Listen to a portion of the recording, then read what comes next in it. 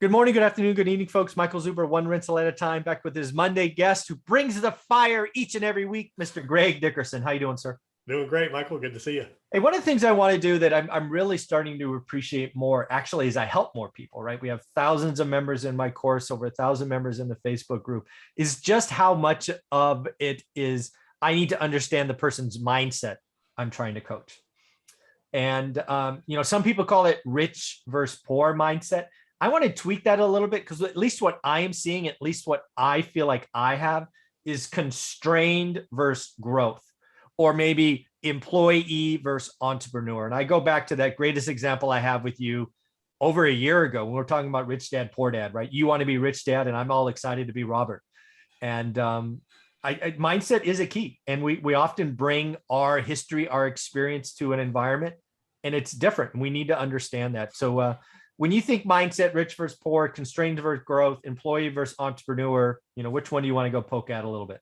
Yeah, they're all very different. The key is all you know is what you know. Just like that revelation you had when we started talking, people read Rich Dad, Poor Dad. And a lot of people get real estate out of that book. A lot of people get number one, real estate. I want to be a real estate investor. Number two, they want to be Robert Kiyosaki. Yeah. When I read that book, first thing right out of the bat that I got was I wanted to be Rich Dad, because what did he do? He went and built multiple businesses to generate cash flow to invest into their assets, and he leveraged everybody around him. Yeah. He owned businesses. He didn't work in any of them.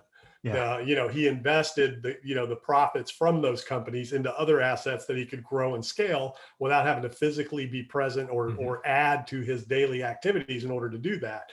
So that hit me immediately right out of the gate. So I built everything I did was built around that philosophy, and I continue to use it today. And then that's what I teach the people that I mentor around the world. That's what I teach them how to do. And when the light bulb goes off, they're like, whoa. And, I've taken people from 100 million assets under management to $1 billion, like in 8 months, just from that mindset shift of growth. Now, that's not for everybody, but the biggest fundamental limiter is all you know is what you know. So you have to raise your awareness of what it is you know by surrounding yourself with the right information, the right people, and then you have to have the right vehicles. Some things aren't scalable, right?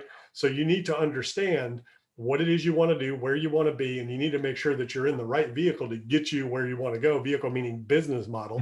You have to have the right business model that is scalable to the degree that you want to go. And then, the other thing is, like you said, is it growth versus, limitations or whatever. Constrained was the word I used. Constraint versus growth. And a lot of people think, man, you got to keep growing. If you're not growing, you're dying.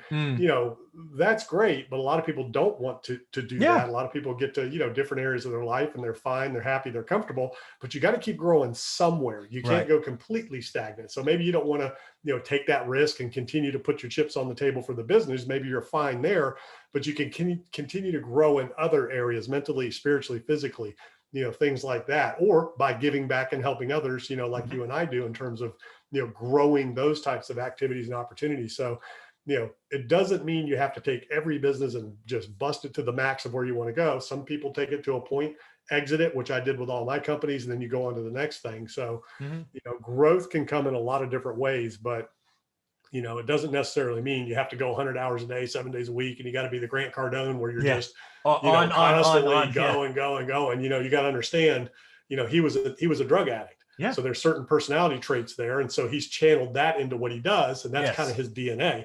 If he doesn't stay on the go constantly, more, he's going to die. So that's kind of how he stays alive. That's how he keeps going. Yeah, the endorphin or whatever. A lot of other people have balance, and they know that once you reach a certain level, the rest of it's kind of futile, right? Yeah. It really doesn't matter. And there's other things that you can pursue, versus that next helicopter or that next, whatever. You know what I mean? That's funny. And it just so you know, again, I mean. That Rich Dad, Poor Dad aha moment. Actually, when I couldn't find Rich Dad, Poor Dad, so I bought it again. I bought the book. I'm reading it right now. And I'm actually reading it, with the mindset of Rich Dad. And I'm like 40% through it now. It is changing. It's amazing. He's the guy everybody goes to, right? Yeah. So, Robert's like, he always had people coming to him in his office. He was the one, and that's who I wanted to be, not for whatever reason other than Yeah. that means, you're leveraging all of your resources in the right way Yeah. towards the end goal. And a lot of people, they're like, man, how do you keep so many things going? How do you get so much done? And I'm like, I've got great people all Yeah. around me, and I always have. I've That's always amazing. surrounded myself with experts, with people that are, better than me at what they do, Mhm. and understanding that none of us are as smart as all of us. And, all you know is what you know. And, once you understand that and you realize the more you understand and the more you realize the more you don't know. And that's Mhm. what's really cool about it. Yeah, that's really cool. So let's hit these three just individually. When you hear someone say rich versus poor mindset, what does that kind of mean to you? Usually, again, it's all in what you know, and in what you don't know, and more importantly what you think that's not true. So Yeah, rich that versus poor is generally a mindset of lack. Maybe it's, a lot of people are raised, money wasn't talked about in their house, they don't Mhm. understand finance, you know money's the root of all evil, rich people are bad. A lot of people grow up in that environment Mhm. versus understanding that, all it is a tool. Right. Money is a tool.